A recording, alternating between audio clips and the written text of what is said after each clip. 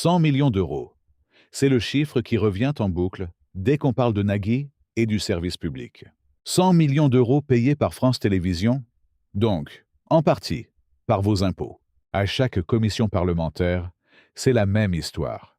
Des élus s'indignent, dénoncent un animateur qui s'enrichirait sur le dos des contribuables. Et la toile s'enflamme. Est-il normal qu'un animateur gagne autant avec de l'argent public? Aujourd'hui, on pose les dossiers sur la table. On va séparer le vrai du faux, décortiquer les vrais chiffres. Et à la fin de cette vidéo, c'est vous qui serez les juges dans les commentaires. C'est parti! Commençons par l'éléphant dans la pièce, ce fameux contrat de 100 millions d'euros. Sur le papier, le chiffre donne le vertige. Mais attention à la manipulation des mots. Ce montant, ce n'est absolument pas le salaire de Nagui. C'est un contrat global, souvent signé sur 3 ans, avec sa société de production. Avec cet argent, il faut fabriquer des centaines d'émissions. Il faut payer les caméramans, les musiciens, les techniciens, les décors, l'électricité et les droits d'auteur. C'est un chiffre d'affaires, pas un bénéfice qui va directement dans sa poche.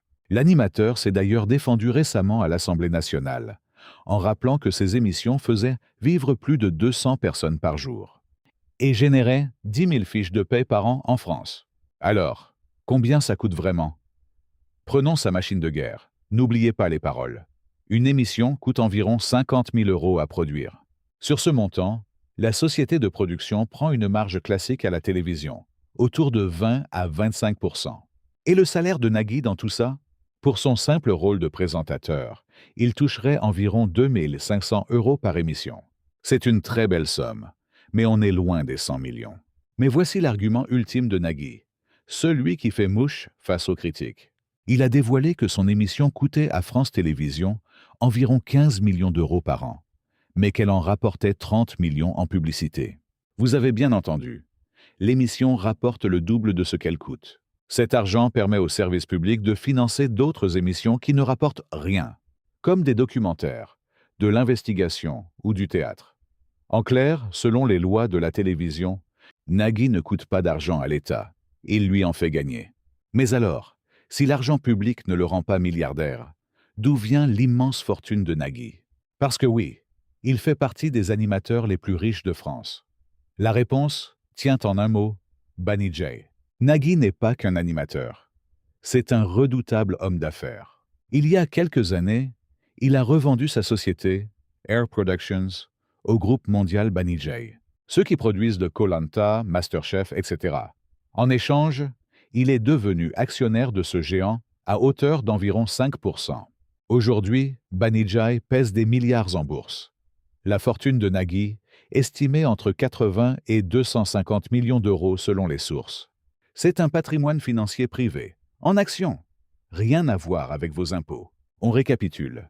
D'un point de vue moral, il est totalement normal que le contribuable exige une transparence totale sur l'argent public de France Télévisions. Les montants peuvent paraître indécents quand on les compare au salaire d'un infirmier ou d'un prof. Mais d'un point de vue économique, Nagui est un produit d'appel. S'il part sur une chaîne privée comme TF1, France 2 perd son audience, ses revenus publicitaires, et n'a plus les moyens de financer ses programmes culturels. Alors, maintenant que vous avez tous les chiffres, tous les faits, et que vous connaissez la différence entre l'argent de l'État et sa fortune privée, c'est à vous de trancher.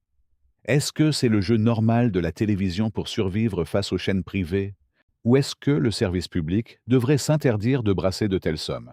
Le débat est ouvert dans les commentaires, je lirai tout et j'y répondrai.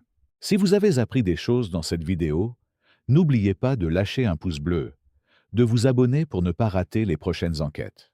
C'était Yann, à très vite!